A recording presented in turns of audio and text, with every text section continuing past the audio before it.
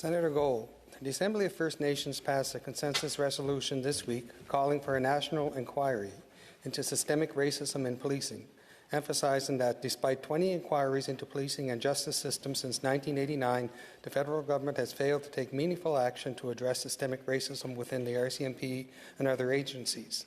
The resolution also calls for the creation of a national crisis intervention team, the demilitarization of police forces, and other critical reforms.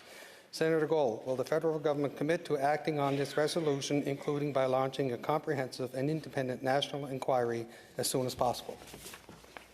Senator Gold. Well, thank you for your question and your recommendation, which I will certainly raise with the minister.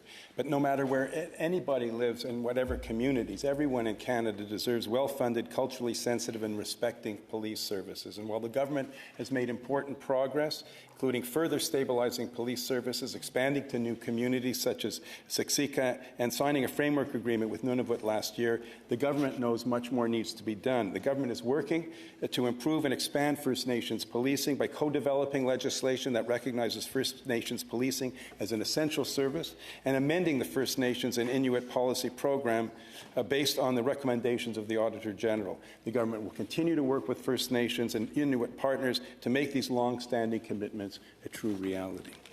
Senator Francis. Thank you.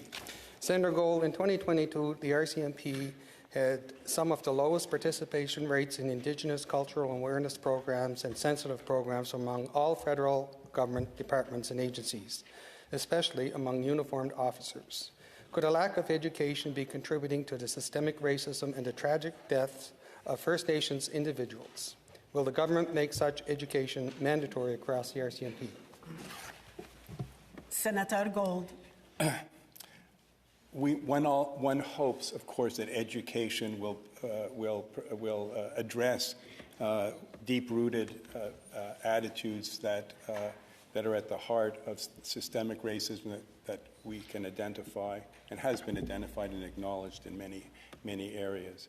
I'm not in a position to make a commitment vis-a-vis the training, but again, I'll bring that to the attention of the minister as a helpful suggestion.